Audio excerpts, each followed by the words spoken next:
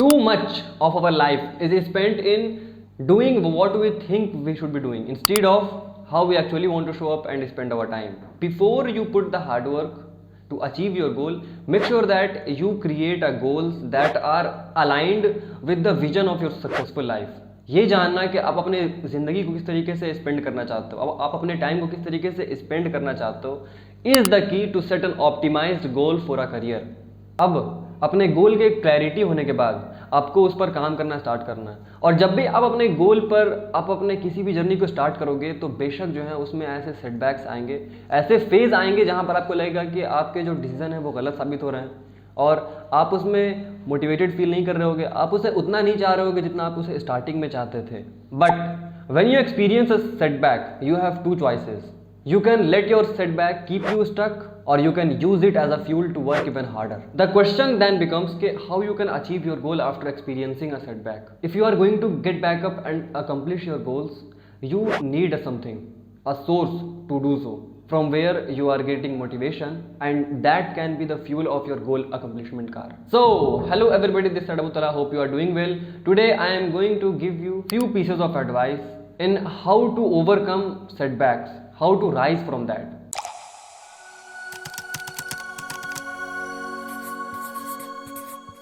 So the first thing you have to do is silence electronics and take a break from social media for some times. जो distraction आती है from the access of internet can be overwhelming sometimes.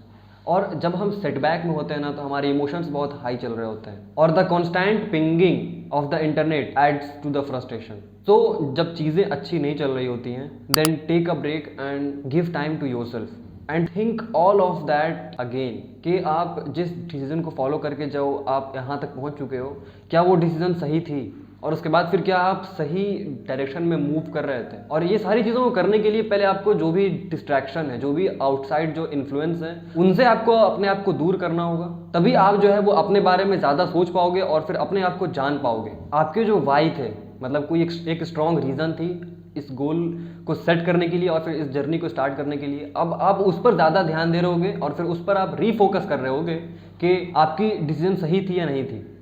So the second thing you have to do is process your emotions and talk about what you feel with someone you trust.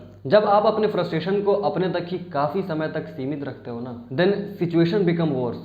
So one of the best thing you can do is process your emotions honestly. आपके जितने भी emotions हैं, जितनी भी आपकी feelings हैं वो सारे वैलिड हैं. What you feel should not be dismissed and not allowed to fester in your mind. So it would help if you have an outlet to vent. वो हो सकता है कि आपके फैमिली मेम्बर्स हों, आपके कोई फ्रेंड्स हों या फिर आपकी अगर कोई टीम है तो उस टीम में से कोई बंदे हों तो आप जिस पर भी ट्रस्ट करते हो ओपन अप करो उनसे कि आप how are you feeling. Being able to talk it out will help you recover.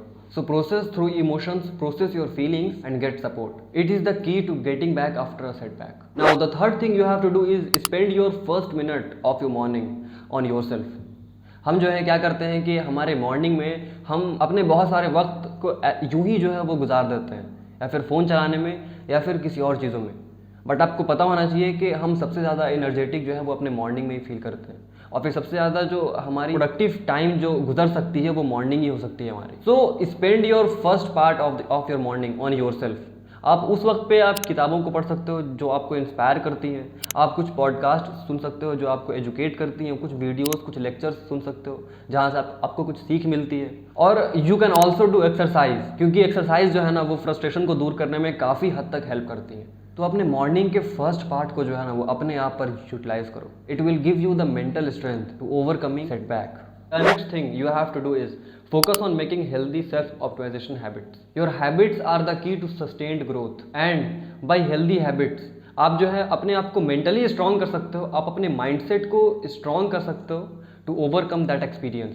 And starting each day working on your self is how you create healthy habits that make you stronger. And now the fifth or fourth, I don't know, I have lost my count. But anyway, the next thing you have to do is find a source of inspiration. जब आप low feel कर रहे होते हो, जब आप demotivated रहते हो तो एक ही चीज़ है जो आपको दोबारा ज़िंदा कर सकती है, इज़ बाय इंस्पिरेशन.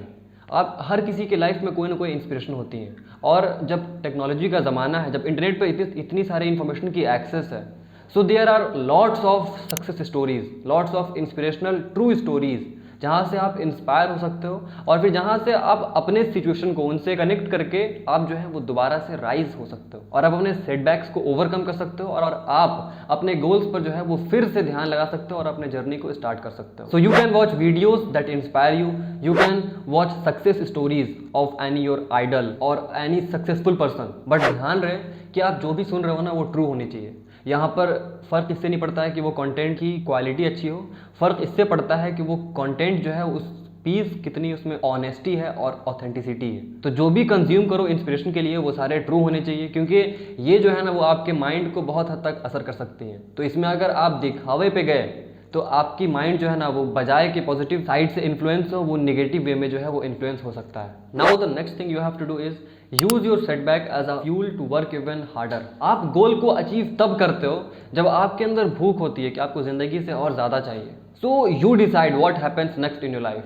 हाँ, आप बहुत सारी अपनी सर्कमस्टांसेस को कंट्रोल नहीं कर सकते हो, आप ऐसी बहुत सारी एक्सटर्नल अफेयर्स हैं जिसे आप कंट्रोल नहीं कर सकते हो, आपके कंट्रोल में नहीं है, but you have control over one thing, that is your response over circumstances. Setback मतलब क्या था यार, कि there was something that needs adjusting in your journey. हो सकता है कि वो आपकी वे ऑफ वर्किंग हो, या फिर आप सही डायरेक्शन में नहीं जा रहे थे, या फिर आपकी जो गोल सेटिंग थी उसमें आपको रिव्यू करने की ज़रूरत है। तो सेटबैक का मतलब होता है कि कुछ तो थी आपके गोल में, कुछ तो थी आपकी जर्नी में जिसे एडजस्टमेंट की ज़रूरत थी। इसी की वजह से सेटबैक हमेशा आते हैं। So it is a time, it is a chance to review your goal, to review your why. अब अपने जो स्ट्रॉन्ग रीज़न थी उसको आप दोबारा से रीचेक करो कि आप सही डायरेक्शन में जा रहे हो या नहीं जा रहे हो, आप जो काम कर रहे हो वो आपके गोल तक अचीव करने में हेल्प करेंगी या नहीं। तो view them as lesson and motivate yourself and work even harder.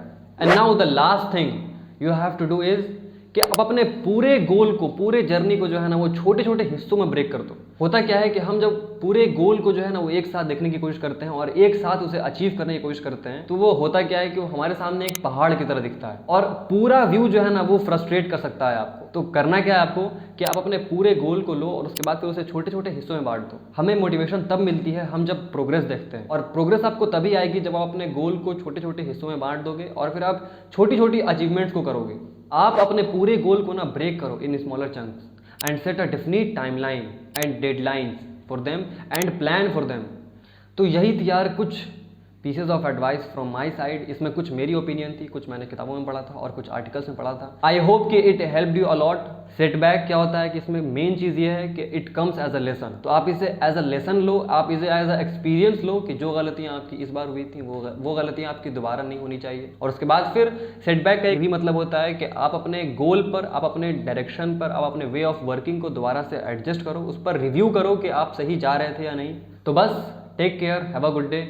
और अगर आपको लगता है कि ये इन्फॉर्मेशन आपके किसी जानने वाले को, आपके किसी सर्कल में किसी को पहुंचनी चाहिए, देन शेयर दिस इन्फॉर्मेशन। अस्सलाम वालेकुम।